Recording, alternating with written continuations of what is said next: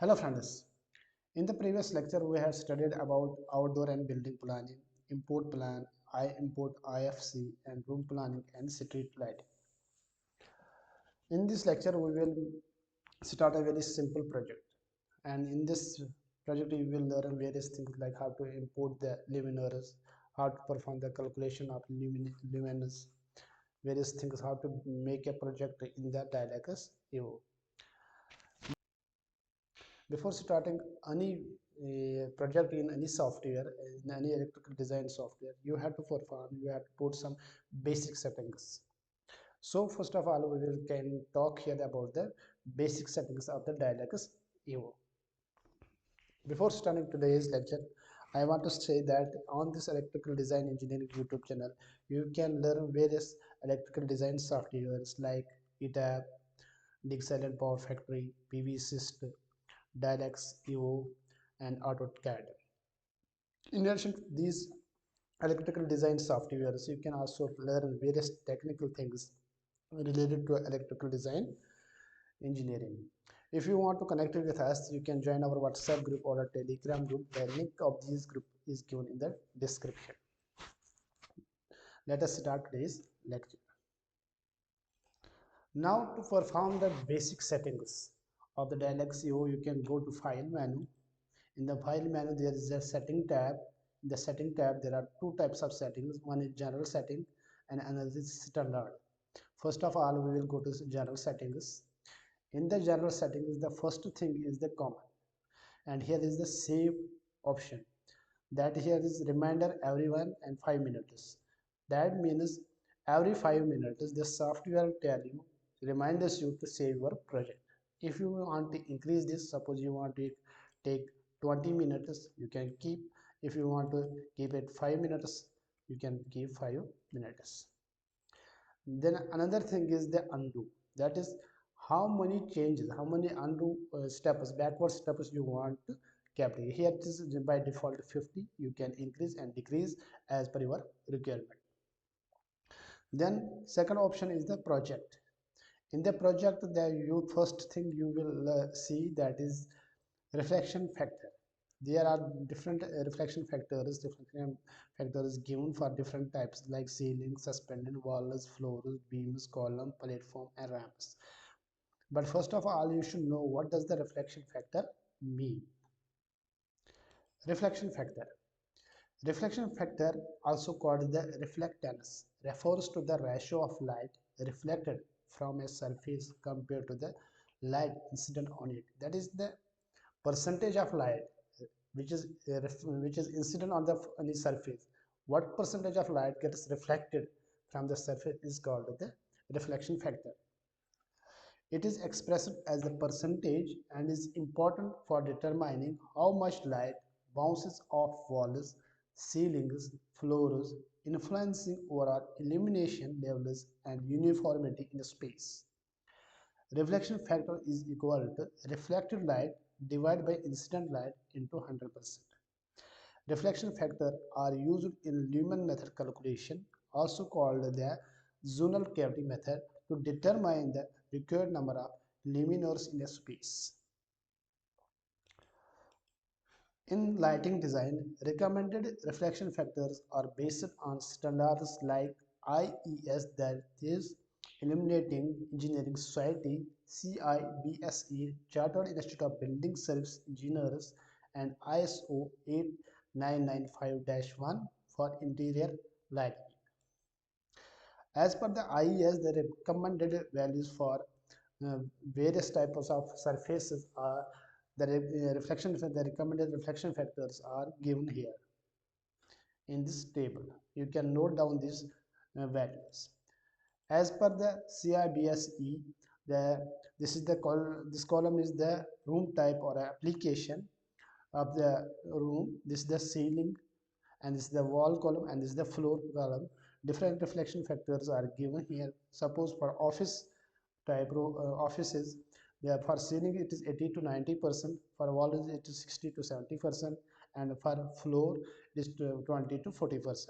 And similarly for factories or industries it is 70 to 80%, and for walls it is 50 to 70%, and for floors it is 20 to 40%.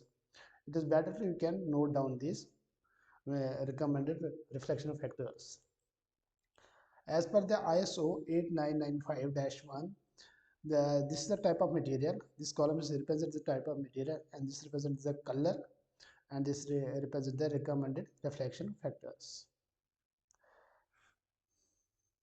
Now this was all about the reflection factor. Then you can set reflection factors as per your the standard, which standard you are following, and you can set reflection factor as per the standard.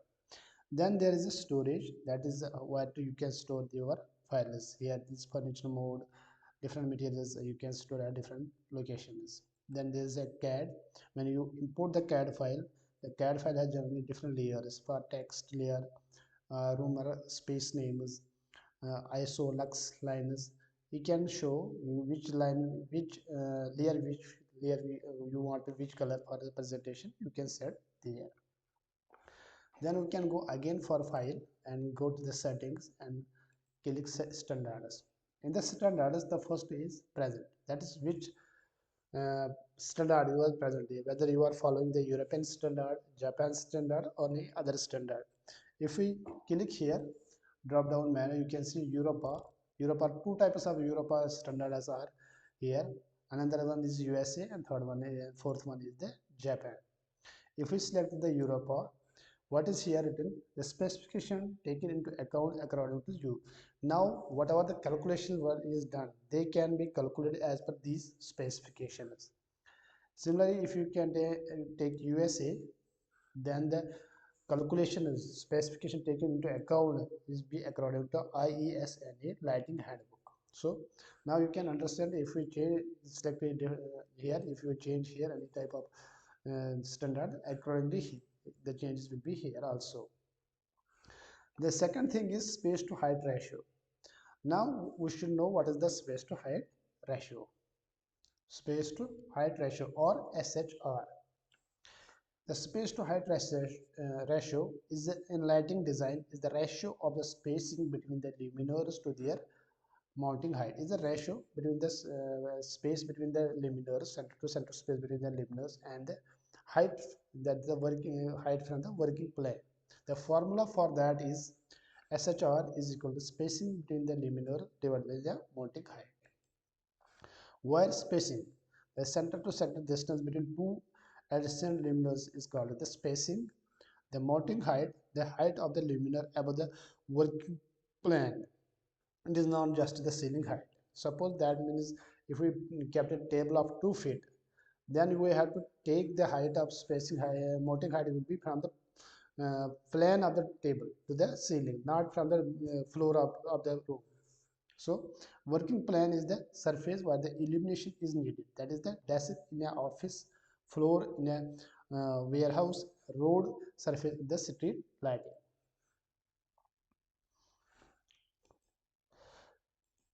The recommended values for SHR values are for office and classroom. This is the application of a room. Suppose office and classroom, the SHR value, recommended SHR value is 1 to 1.5. Similarly, warehouse and factories has 1 to 1.5. Street has 1 to 2. Emergency lighting has 0.5 to 1. Lower SHR value, that is 0.5 to 1, is used in critical areas like hospitals, emergency exits, and precision workspace, where the higher SHR value, that is 1.5 to 2, can be used in open spaces where uniformity is not a major concern. Now, after that, another thing is the maintenance value. Now, what is the maintenance value? Maintenance value. The maintenance factor or a maintenance value is an important parameter in lighting design that accounts for the reduction in light output over due to the factors like dirt accumulation, lamp aging, and luminar degradation. It ensures that the sufficient lighting levels are maintained throughout the life of the installation. When we install any luminaire, after the course of time, their uh, reduction, they get the reduction in the light output. The output of the light output of the luminaire gets reduced. The maintenance value represents that value. Formula for maintenance factor is MF is equal to LLF into LMF into LSH, LF and into RMF. What does the LLF mean? That's the lamp lumen factor. That's the reduction in the lamp output due to aging.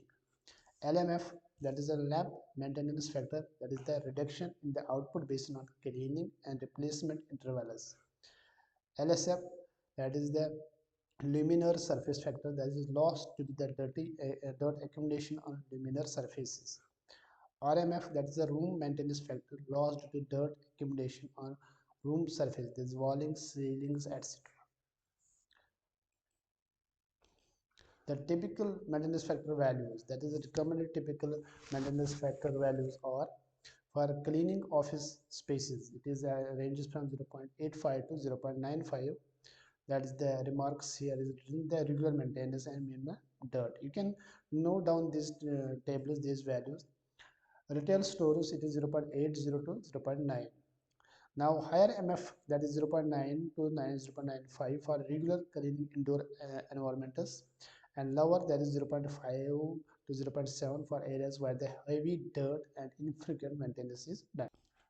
Now you can select a maintenance value as per your choice. Here you can fix it here as per IESNA or as fixed, whatever you need, your project recommendation is, you can keep here. You can change the maintenance value here. After that, you can see one more here. One thing is here, I will show you. 1 minute. Absence factor. See, here is absence factor. You can see here is absence factor. Now what does the absence factor mean? Absence factor. The absence factor is a term used in the lighting and emergency management, energy management, to account for the reduction in the lighting usage due to the absence of occupants in a space. It is primarily used in lighting control strategies to optimize energy efficiency by adjusting lighting levels when areas are unoccupied. AF is equal to 1 minus, that is absence factor is equal to 1 minus occupancy factor. What does the occupancy factor mean? The portion of the time the space is occupied and lighting is needed. It's a portion of time during which the occupants are present and we need the light. Absence factor is the portion of time the space is unoccupied and lighting can be dimmed or turned off. For example, if a room is occupied 80% of the time, the occupancy factor is 0.8. So the absence factor becomes 1 minus 0.8, that is 0.2. That is 20 at 20%. The room remains vacant and we can turn off for 20% of the time, total time.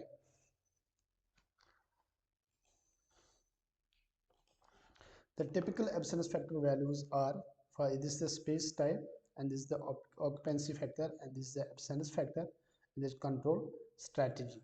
For office, that is general, for general office, the occupancy factor is 0.6 to 0.8, so absence factor will be 0.2 to 0.4. Occupancy sensor timers.